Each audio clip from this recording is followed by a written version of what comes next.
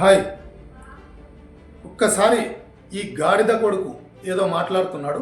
ఈ వీడియో ఒక క్లిప్ చూడండి, తర్వాత మాట్లాడదాం. మెస్సీతో ఫుట్బాల్ ఆడతాట. ఎవరికి కావాలరా నీ ఫుట్బాల్ మ్యాచ్? నీ అవలగానే ఉన్నావు. 2 రోజులు కొడుక జనాలు నీతో ఫుట్బాల్ కాదు ఉరికి ఆడతారు ఫుట్బాల్ నీతో.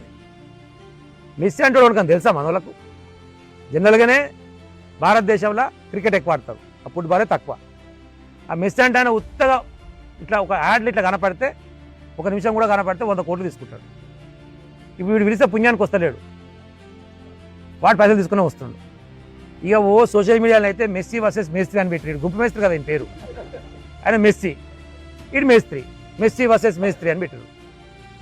ఈయనకెందుకు మెస్సీ గానితో మెస్సీతో పని? ఈయనకెందుకు ఫుట్బాల్ మ్యాచ్? తెలంగాణ రాష్ట్రాన్ని పరిపాలించడం ముఖ్యమంత్రి కాబట్టి నేను ఫుట్బాల్ మ్యాచ్ ఆడుతుంటాడు. ఈయన ఏం చేయాలి? ఈయన మ్యాచ్ ప్రాక్టీస్ చేస్తేందుకు, ఈయన మునగాడు పెద్ద ఫుట్బాల్ ప్లేయర్ అని, ఈయన ఓన్లీ ప్రాక్టీస్ చేసేందుకే ఎంసీహెచ్ యాడ్లో 5 కోట్లతో స్టేడియం కట్టాడు. ఈయన ప్రాక్టీస్ కోసం అట 5 కోట్లతో స్టేడియం. ప్రజాధన దుర్వినియోగం గురించి వీడు మాట్లాడతాడు. ప్రగతి భవన్ కడితే ముఖ్యమంత్రి ఉండేది, ఇప్పుడు కేసీఆర్ ఉంటుంది. అలా ఎవడు ముఖ్యమంత్రి ఆడు ఉండాలి. చూసాను కదా, వీనికి ఎంత బుద్ధ బల్పుతుడు. ఎవట్రా వాడు వీడు అని నా కొడుక తరిమేస్తారు కొడతారు అని మాట్లాడుతున్నావు. ఎవరు తరిమేసిండ్రా గాడిద కొడుక? 10 ఏళ్ళు నీ అరాచకం చూడలేక తెలంగాణ ప్రజలు నిన్ను, నీ కేసీఆర్ కుటుంబాన్ని, నీ పార్టీని బొంద పెట్టినరా బోసిడికే. అయినా కళ్ళు కనిపిస్తలేవు కదా, కళ్ళు నెత్తికెక్కి మదం ఎక్కి, అంటే అక్రమ సంపాదన ఎక్కువయ్యి కళ్ళు కనిపించకుండా కళ్ళు నెత్తికెక్కి నోటుకొచ్చినట్లు మాట్లాడుతున్నావు. వాడు వీడు అని మెస్సీ తెలుసా అంటున్నావు. మెస్సీ ఎవడరా? నీ అమ్మ. ఒక ముఖ్యమంత్రి మాట్లాడే భాష నారా ఇది? గాడిద కొడుక, గాడిద కిషోర్. 10 ఏళ్ళు తుంగతుర్తి నియోజకవర్గ ప్రజలను పీల్చి పిప్పి చేసినావు గాడిద కొడుక. మూసీ నదిలో ఉన్న ఇసుకంతా నీ కొంపలోకే తీసుకుపోయి అమ్ముకున్నావు. అవినీతికి ప్రధాన అడ్డగా మార్చిన తుంగతుర్తి కాన్స్టిట్యున్సీని.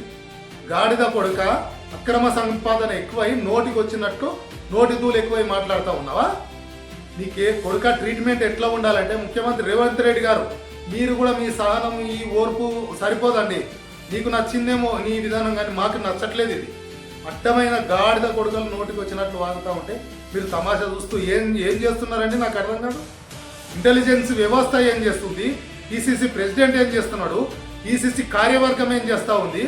ఒక ముఖ్యమంత్రిని పట్టుకొని వాడు వీడు కొడుక అని మాట్లాడుతూ ఉంటే ఏం చేస్తుంది పార్టీ? అసలు నాకు అర్థం కాదు. పోలీస్ వ్యవస్థ ఏం చేస్తూ ఉంది? ఈ నా కొడుకు గాడిద కిషోర్ లాంటి గాడిద గాడిద కొడుకులు ఇట్లా నోటికి వచ్చినట్లు మాట్లాడితే రోకలికి పచ్చిమిరపకాయల కారం రోట్లేసి నూరి రోకలికి రుద్ది కింద నుంచి నోటికి వచ్చినట్లు మాట్లాడతాడు.